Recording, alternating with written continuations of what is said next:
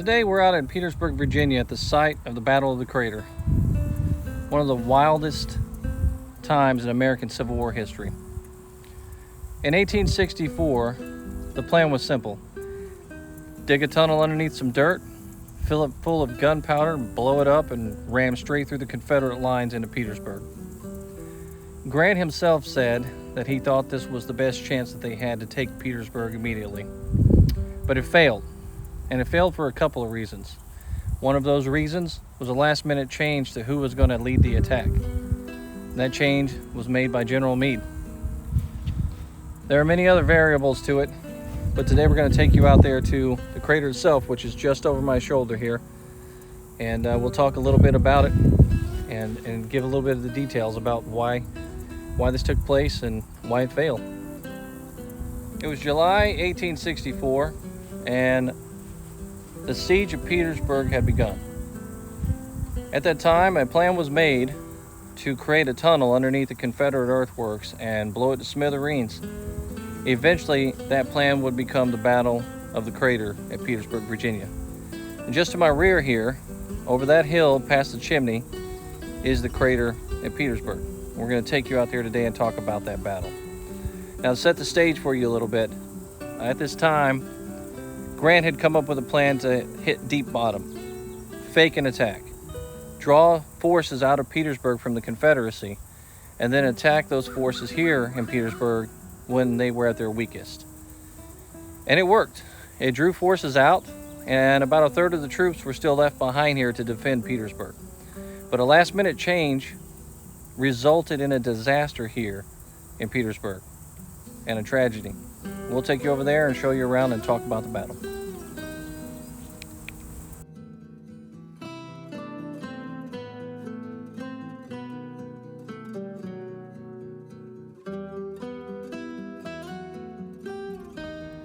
Directly behind me here is the crater for the Battle of the Crater in Petersburg, Virginia. The 4th Division was planned to be the lead division in this attack. General Burnside decided that the USCT, the black troops of the 4th Division, were untested and they were the freshest troops that he had. They were not war-worn just yet. So he wanted to put them into the front of the fight, have them lead the attack. And he knew they were ready. How did he know? He had them planned. He gave them 2 weeks, and they practiced over and over and over again the maneuvers that they were supposed to do to lead this attack. Right around the 28th or 29th of July, however, George Meade decided that that was not the way he wanted to have this fight go down. He took the plan back to Grant and then told Grant that if they put the black troops in front and they ended up being slaughtered, that it would look very bad in the papers, and politically, it would be a disaster for the White House. So, Grant, having only part of the information, not knowing that they had practiced and planned for this, decided to make the change at the last minute. So, Edward Ferrero's 4th Division, USCT, would not be making the lead attack. It would end up being Ledlie, Wilcox, and Potter. And those three would be primarily white troops, who had already been in many fights before, were worn down, and were not ready for this, and they were not practiced for this fight either. So it led to the disaster that happened here. To determine who was going to be the front set of troops or the lead of this division, they drew straws, and Ledlie came out short. He ended up being the one going up the middle. They went around the crater, and when they were supposed to go to the Cemetery Hill, then Potter and Wilcox were to either wheel left and right and then take the trenches, leaving a hole open in the middle for the USCT to punch through the middle. But what unfolded, thanks to that change of plan, turned out to be slaughter, where nearly 4,000 troops were killed or wounded here in this crater. And it was all because of a last-minute change based on some principal idea of politics. And some say there were other reasons behind it too. However, the USCT was also being used for all the wrong reasons. They weren't being used like regular soldiers. They were being used as laborers. Burnside was going to change that by putting them into the fight here.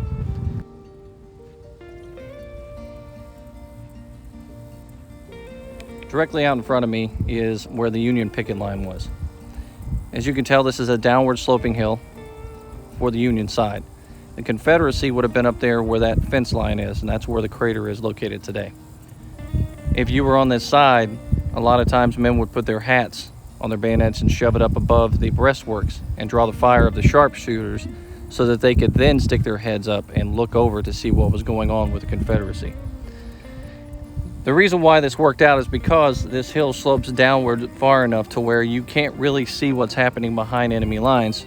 They have the tall breastworks, and then they have the advantage of the cover of the hill. And the 48th Pennsylvania are made up of miners, coal miners.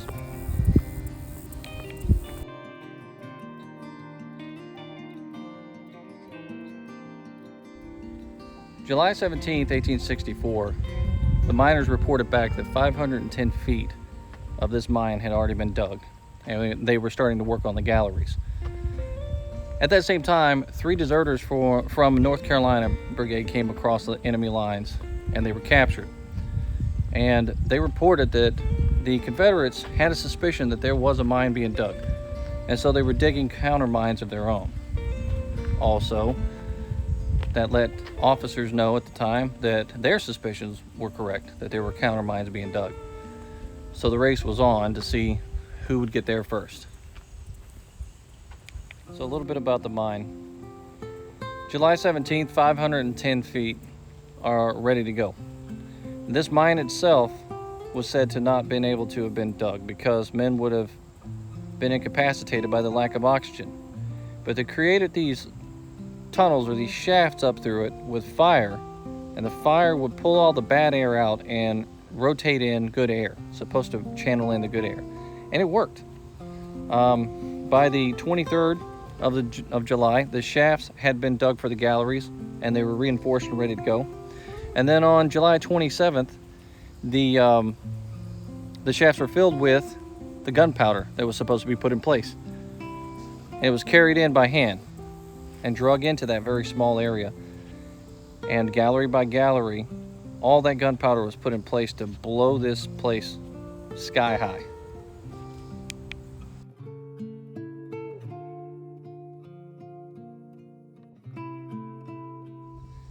On July 28th, Henry Pleasants reported back to General Potter that the gunpowder was in place, the mine was ready, and the fuse was set. And the Battle of the Crater could begin. And then the time and date was set, July 30th at 3:30 a.m. They were going to get the jump on the Confederate soldiers, blow the trenches up, and start the attack. Now remember the plan to begin with. Edward Ferrero's men were supposed to be taking the lead. But then comes General Meade. General Meade fights with Burnside's over it. He tells General Burnside's it's a terrible plan. These soldiers should be put out front. And the reason why is because the newspapers will tear them to death. They'll say that they put them out there to be slaughtered instead of putting seasoned veterans to lead the attack.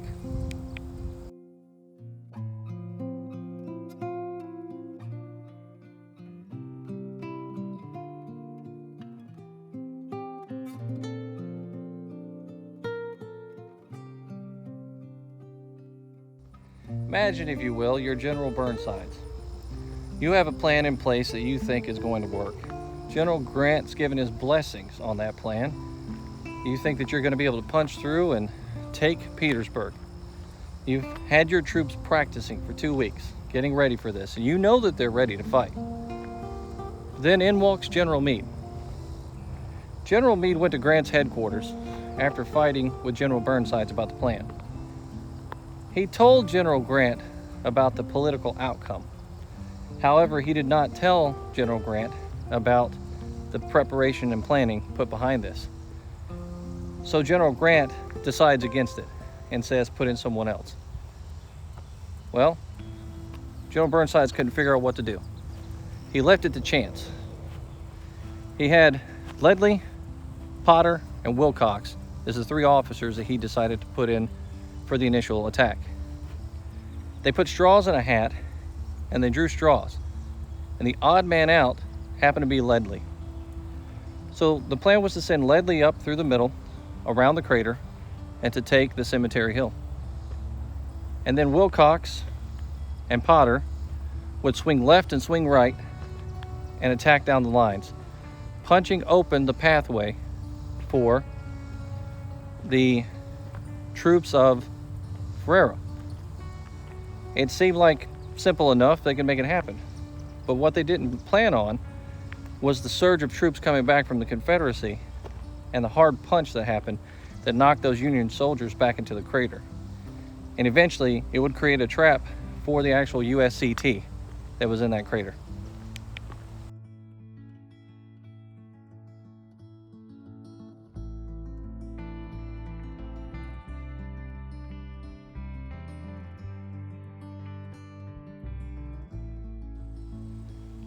So if you look behind me here,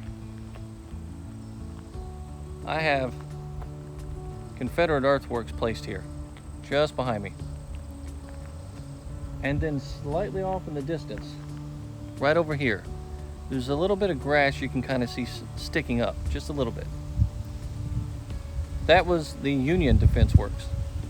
They were so close to each other, they could have thrown a football at each other.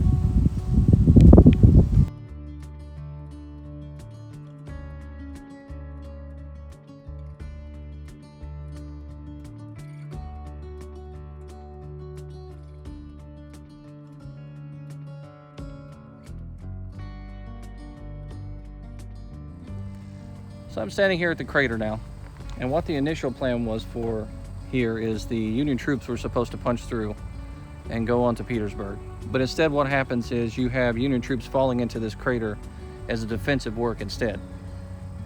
They get here scared, thinking that they could protect themselves here. And what they didn't predict was Mahone would bring his men up to the top of that crater and place cannons there and just start shooting every one of them while they were in the bottom of that crater.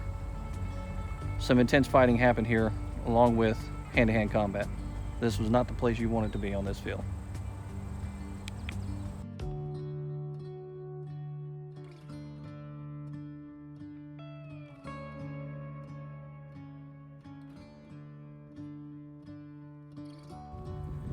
Now, if you're on this side of the crater, you're a Confederate soldier.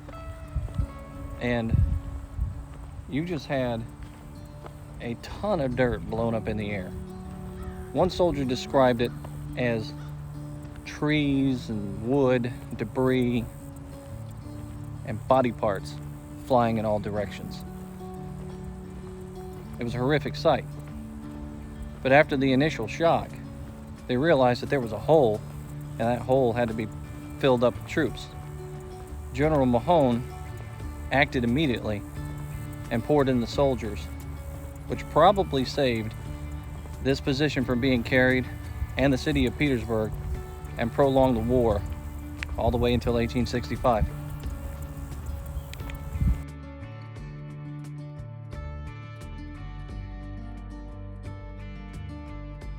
We'll talk a little bit about a Medal of Honor recipient that fought here. Now in the 9th New Hampshire, a man by the name of Charles H. Knight, who was a corporal, was fighting and entered this crater, and he was involved in the hand-to-hand combat here and was wounded.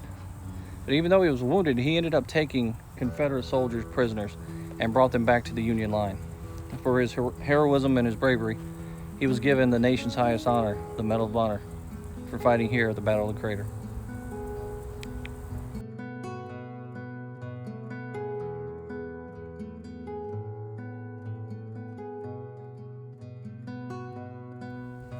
As I'm walking here past the Union lines, I think of a soldier that I read about that fought here, Lieutenant John Knowles of the 4th Rhode Island.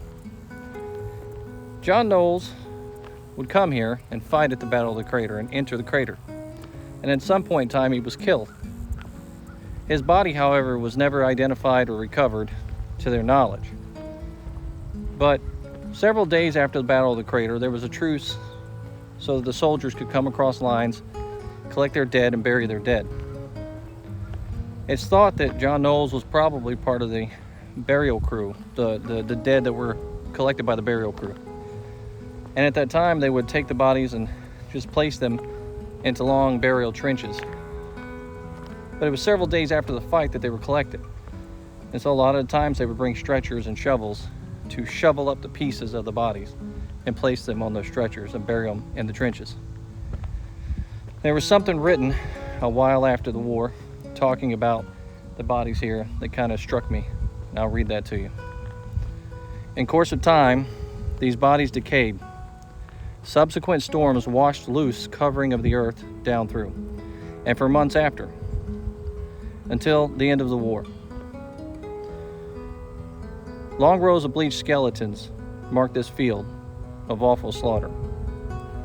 So when you come to Petersburg, remember, when you're walking on these grounds, you're not just walking on grass and dirt. You're not just checking out history or having a picnic or hanging out. This is a burial ground for soldiers. This is a place where valor happened. These places are important. Treat them with respect. Till next time, this is History with Waffles from Petersburg.